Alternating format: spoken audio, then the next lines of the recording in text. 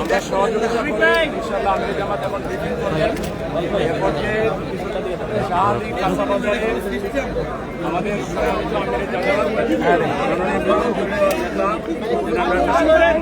এসেছিলেন, তিনি ব্যবসায়ীদের কাছ থেকে ব্যবসায়ীরা খবর নিয়েছেন।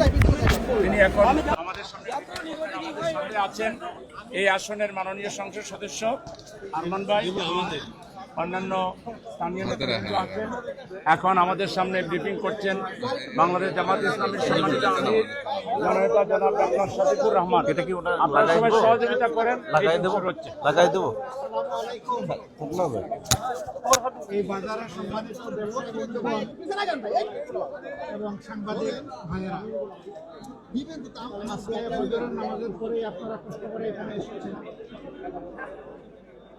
আমরা এদেশের নাগরিক, দেশে বর্তমানে একটা সরকার প্রতিষ্ঠিত আছে, একটা সংসদ প্রতিষ্ঠিত হয়েছে। আমরা বিরোধী দলে বলতে সরকারি দলে বিএনপি আছে। আগের থেকেই বাজার অস্থির, এটা মনে হচ্ছে আরো একটু বেশি অস্থির। কেন অস্থির? মাঝখানে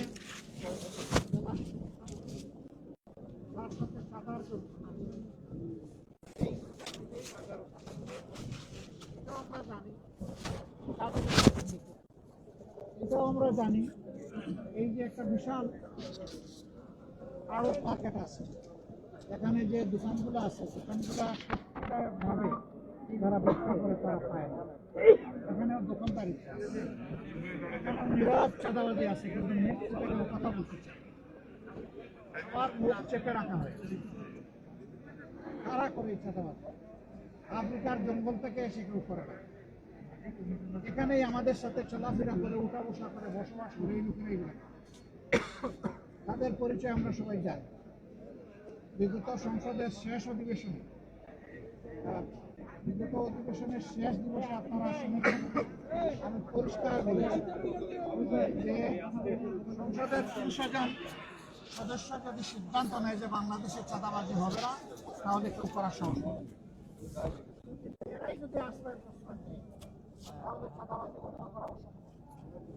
আমরা চাই চাঁদাবাজিটা বন্ধ হোক। আপনারা চান কিনা? কারণ সাংবাদিক হই, ব্যবসায়ী হই, ভোক্তা হই, সাধারণ নাগরিক হই, আমাদেরকে তো বাজারে আসতে হয় পণ্য কেনার জন্য। আমি না হয় একটা পণ্যের ব্যবসা করি, কিন্তু আরো ১০০টা পণ্য যে আমার কিনা লাগে, ওখানে গিয়ে তো আমাকে বিড়ম্বনার শিকার হবে। মানুষের না বিশ্বাস, বিশেষ করে স্বল্প আয়ের মানুষ যারা, তাদের অবস্থা এখন বেঁচে থাকাই তাদের জন্য কঠিন হয়ে গেছে। আমাদের নাগরিক দায়িত্ব, জনগণ আমাদেরকে ভোট দিয়েছে, এখানে এই আসনের এমপি সাহেবও আছেন, আমি আছি, আমাদের ঢাকা মহানগরী উত্তরের আমির সেলিমউদ্দিন সাহেব আছেন, আমাদের নির্বাহী পরিষদের সদস্য জনাব মোবারক হোসেন সহ আরও অনেকেই আছে। আমরা আজকে মহড়া দিতে আসিনি, অ্যাকচুয়ালি বাজারটাকে বুঝতে এসেছি। আমি গত ৯ তারিখ জাপান সফর শেষে যখন দেশে ফিরি, তখন এয়ারপোর্টে আপনারা অনেকে ছিলেন। সেখানে একজন বন্ধু প্রশ্ন করেছিলেন, সাংবাদিক বন্ধু, যে বাজার অস্থির, মানুষের জীবন এখন অতিষ্ঠ হয়ে উঠেছে, আপনারা এই ব্যাপারে কি করবেন, কি বলবেন? আমি বলেছিলাম যে আমি বাজারে না গিয়ে কথা বলব। আমি সেই বাজার দেখতে এসেছি, আড়ত বাজারে এসেছি, খুচরা বাজারেও যাব, এবং মুকাম যেখান থেকে উৎস সেখানেও আমরা খবর নেব, যাবো দরকার নিয়ে আমরা অবশ্যই কথা বলব। আমরা গভীরভাবে যেটা বিশ্বাস করি, জায়গায় জায়গায় মধ্যস্বত্বভোগী, সিন্ডিকেট এবং চাঁদাবাজির কারণে এখানে যারা ব্যবসায়ী আছে তারাও কিন্তু ভালো ব্যবসা করতে হবে। আমরা যারা ভোক্তা আছি, আমরা ন্যায্য মূল্যে আমাদের পণ্যগুলো পাই না। কৃষক তার উৎপাদিত মূল্যের ন্যায্য মূল্য পায় না, মাঝখানে অন্যদের পেটে ঢুকে যায়। আমরা ওইটা ভাঙতে চাই। কোন দিন ভাঙতে পারবো আল্লাহ ভালো জানেন, কিন্তু আমাদের লড়াই শুরু হয়েছে, এই লড়াই চলবে, আমরা থামবো না। আমাদের আওয়াজ, আমাদের প্রতিবাদ, আমাদের দাবি সংসদের ভিতরে এবং বাইরে সব জায়গায় অব্যাহত থাকবে। এই দেশটা আমরা সবাই মিলেই ভালো করতে পারবো, একা কেউ পারবে না, একা কোনো দলও পারবে না। জনগণের সহযোগিতা দরকার। দেশ তো জনগণের জন্য, দেশ জনগণের। দেশের মালিকও জনগণ, আর দেশ হচ্ছে জনগণের জন্য। এই জন্য জনগণের জন্য আমাদের লড়াই সংগ্রাম ইনশাল্লাহ অব্যাহত থাকবে। তো এইখানে কি কোনো ব্যবসায়ী আছেন নাকি আপনাদের দুঃখ কষ্টের কথা বলতে চান? আপনি বলবেন, আসেন সামনে আসেন, বলেন আপনি, আমরা শুনছি। বিসমিল্লাহির রহমানির রহিম। আমাদের এখানে সমস্যা, যেমন এই ঘরগুলো সরকারিভাবে দেওয়া হয়েছে, সরকারের ভাড়া হলো 5,000 টাকা। অথচ এই ঘরগুলো যারা পাইছে মালিক, তারা ভাড়া নেয় 1 লাখ থেকে 1.5 লাখ টাকা। 1 লাখ টাকা ভাড়া আছে, 90,000 টাকা ভাড়া আছে, 60,000 টাকা ভাড়া আছে ঘর বুঝে। এই ব্যবসা সরকার নেই 5,000, জি 13 টাকা স্কোয়ার ফিট, এসব সরকার আর কি ভাড়া নেয় 13 টাকা স্কোয়ার ফিট। জি, ওই হিসাবে 400 স্কোয়ার ফিট ঘর আছে, ভাড়া যা আসে। কিন্তু মালিকরা ভাড়া নিচ্ছে 1 লাখ, কেউ কোনো ঘর প্রতি 1.5 লাখ। এই মালিক কারা? মালিক ওই যে বিগত সরকার আমলে মালিক যারা তো পাইছে সরকার, সরকার। তাইলে আবার মালিক কারা? মাছ না, এই ঘরগুলো বরাদ্দ হয়েছে বিভিন্ন জনের নামে। বিভিন্ন জনের নামে। বিগত সরকার আমলে যারা ব্যবসা করে তারা ঘর পায় নাই, বিভিন্ন রাজনীতির নেতারা পাইছে ঘর। কিন্তু আমরা যারা সাধারণ তারা ব্যবসা এখানে ব্যবসা করে না করে না করি আমরা সাধারণ মানুষ। তো কিন্তু এখন তো ওই সরকার নাই, তাইলে এখন তো আর ফ্রি হয়ে যাওয়ার ওইটাই বহাল আছে। ওটা বহাল আছে। জি, যেমন আমরা ঘর পাইছি, আমাদের বুঝিয়ে দিচ্ছে না। আজ 1 বছর আগে আমরা টাকা দিয়ে রাখছি, সেই ঘর আমাদের দেয় না। কালি আমরা ডিসি অফিসে আসছি, ঘুরাইতেছে, আজ না কালকে ঘুরাই দেয় না। আর কি সমস্যা? একটা হলো যে আপনাদের 5,000 টাকায় যেটা পাওয়ার কথা, সেটা আপনাদেরকে অ্যালটমেন্ট না দিয়ে রাজনৈতিক নেতাদেরকে দিয়ে রেখেছে, জি, জি, এবং এইখানে 60,000 থেকে শুরু করে 1 লক্ষ পর্যন্ত আপনাদেরকে গুনতে হয় প্রতি মাসে, এই তো? জি। আর কোন সমস্যা? আর সমস্যা আছে যেমন নীরবে চাঁদাবাজি হয়, এগুলো আমরা বলতে পারবো না। নীরবে কোন চাঁদাবাজি? এটা হয় যেমন বিভিন্ন ঘরের থেকে টাকা নেয়, আছে ঘর দখল করে খায়, ঠিক আছে, এরকম কিছু আছে। ওইটা কি ওই 60,000 1 লাখের বাইরে? হ্যাঁ, ওগুলো বাইরে, মানে ওগুলো আমাদের দোয়া লাগে না। কিছু ঘর এরকম আছে আর কি, ওই টাকাগুলো তারা নেয়। তারপর যে আরো কিছু আছে, যেমন মাদকের একটা সমস্যা আছে এই ব্যাপকভাবে। তো এই যে চাঁদা যেটা নেয়, এটা তো আপনারা বাড়ি থেকে জায়গা জমি বিক্রি করে তাদেরকে দেন নাকি? না না, আমরা এখানে ব্যবসা করে দিই আর কি, দিনাদায়ী করে দিচ্ছি। তার মানে হচ্ছে যে জিনিসটার দাম আজকে 10 টাকা হওয়ার কথা, আপনি চাঁদা দেওয়ার কারণে বাধ্য হয়ে এটা 12 বা 13 টাকায় আপনাকে বিক্রি করতে হয়। এটাই। অর্থাৎ এটার ভার গিয়ে পড়তেছে, বোঝা গিয়ে পড়তেছে জনগণের ঘাড়ে। জি, এটাই তো? জি। তা আপনি যে কথা বললেন, এখন আপনার ভীষণ লাগবে যে? লাগতে তো পারেই। লাগতে পারে? জি, সাহস আছে? বাড়ি কোথায়? ইনশাআল্লাহ রাজবাড়ি জেলা। রাজবাড়ি। রাজকীয় মন। জি, ইনশাল্লাহ আল্লাহ আপনাকে সাহায্য করেন। আমিন। কথাটা সত্য বলেছেন তো? জি, জি। বাড়াইয়ে তো বলেন নাই। পারাই বলুন। সত্য কথা বলার জন্য আল্লাহ আপনার সাহস এবং শক্তি আরো বাড়াই দিন। আর আপনার কোনো সমস্যা হলে আমরা আপনার পাশে থাকবো, কারণ আমরা আসার কারণে এখানে আপনি কথা বলেছেন, আমরা থাকবো আপনার সাথে। এখন জায়গায় জায়গায় কি করতে হবে? নীরবে চাঁদা দিয়েই যাবেন, সহ্য করবেন, নাকি আরো কিছু করা লাগবে? না, আমরা চাচ্ছি যে বন্ধ। বন্ধ? জি, তাইলে বন্ধ করতে হলে তো প্রতিরোধ করা লাগবে। জি, প্রতিরোধের জন্য জি, আমরা প্রস্তুত আছি ইনশাআল্লাহ। সবাই প্রস্তুত হবেন? জি, প্রস্তুত হন, আমরা সবাই মিলে প্রতিরোধ করবো। আপনি তো এই একটা বাজার আসলে পরিদর্শন করলেন, এবং আপনি যে বিষয়টা বললেন প্রমাণটা এখানে পেয়ে গেলাম। আসলে বিরোধী দলের নেতা হিসেবে আসলে সরকারের আপনার কোনো পরামর্শ? অবশ্যই আমরা সংসদের ভিতরে বলেছি, এখানেও বলেছি।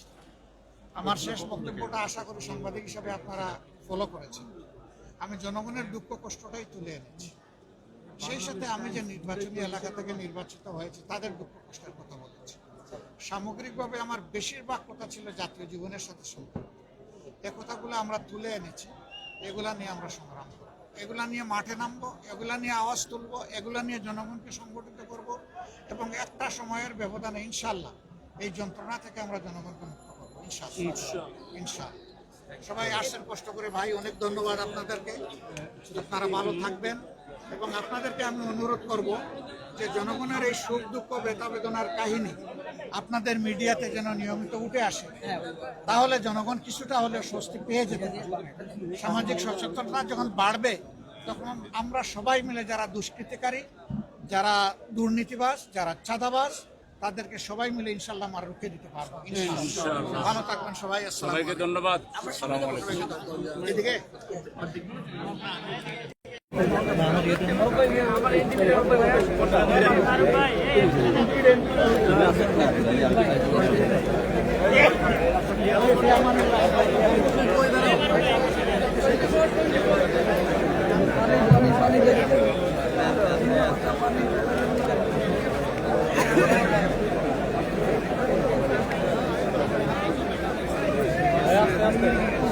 সামনে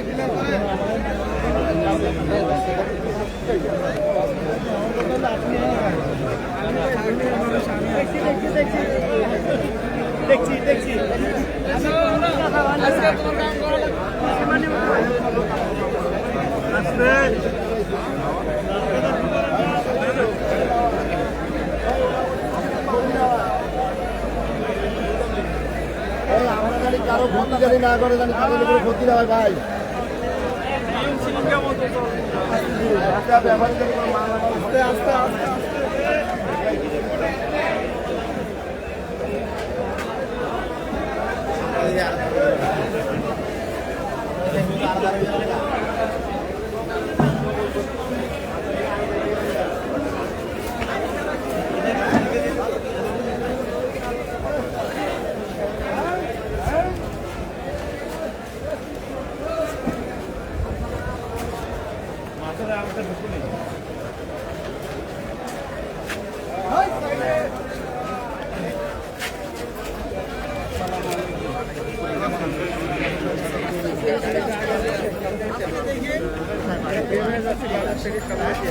মানসিক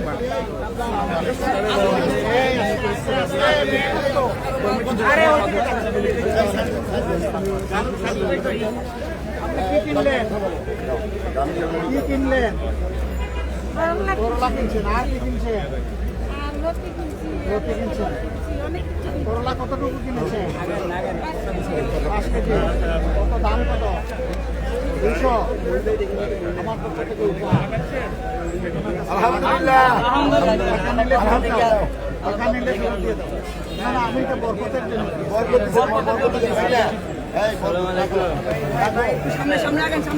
সামনে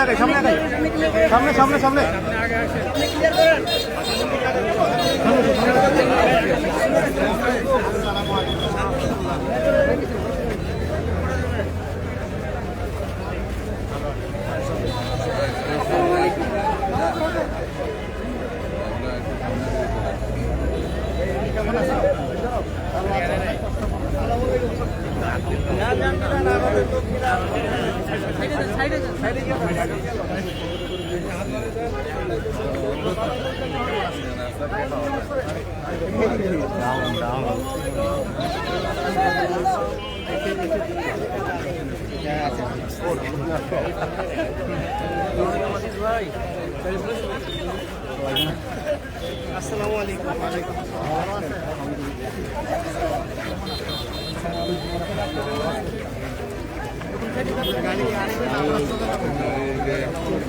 আমরা চলে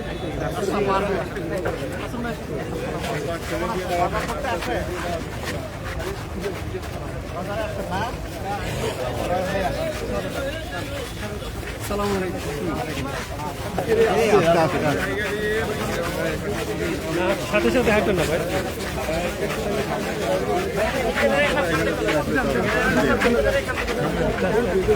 আস্তে আস্তে আস্তে আস্তে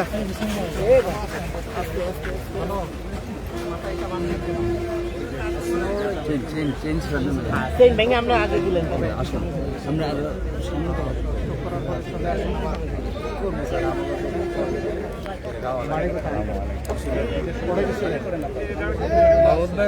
আমরা সাইড দিয়ে স্যার হাইটা আগাইতেছি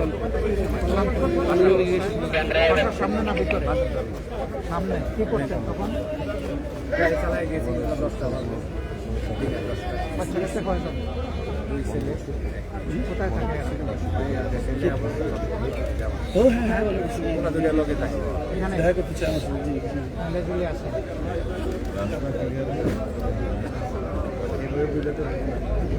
চিকিৎসা করায় কিছু খায়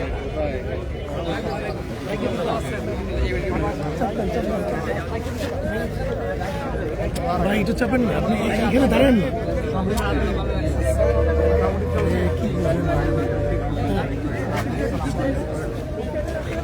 সামনে থেকে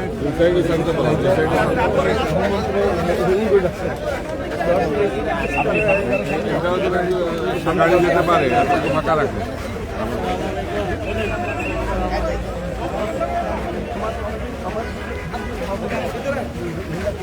মোর্শেদ ভাই লোক জুতা পাইতেন রিক্সা যেতে দেন গাড়ি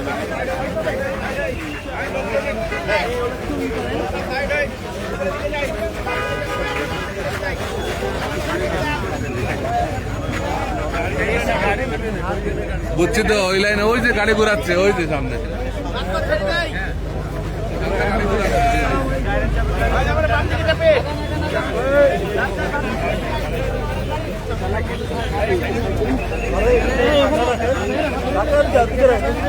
আগে যান